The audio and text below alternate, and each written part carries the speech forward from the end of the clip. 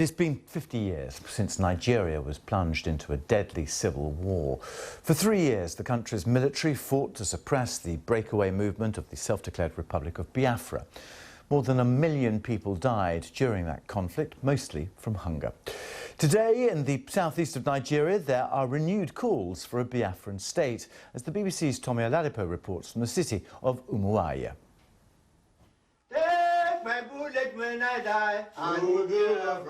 Recalling their days on the front line. They were young men when they fought against Nigeria for the breakaway state of Biafra. But their songs are not the only reminders of the brutality of the war. Patrick Adiole survived a shell attack. When I woke up, I got up and tried to walk, he says. I moved one leg, but realized I couldn't move the other. The Nigerians were stronger in battle, and Biafra eventually surrendered in 1970. The fighting ended, but the idea of Biafra really didn't. A new generation that did not experience the war is renewing the calls to leave Nigeria. And a leader has emerged. 2 years ago, Nnamdi Kanu was arrested for his separatist rhetoric, but his detention only boosted his popularity.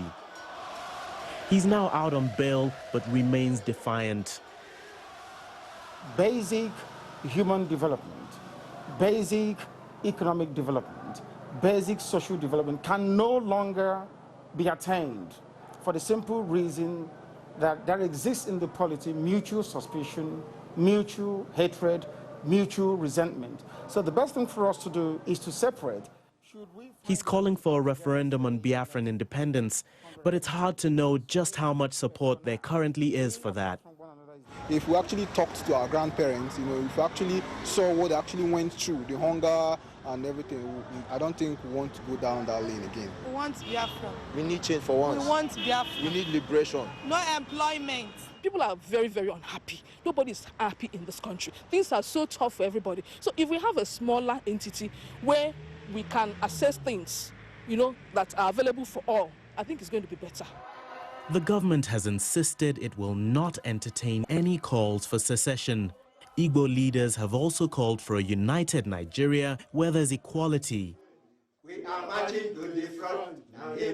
As the conversation continues, it's clear the country needs to agree on a way forward to keep the dark past from crippling another generation. Tomi Oladipo, BBC News, southeastern Nigeria. We are marching, we are marching.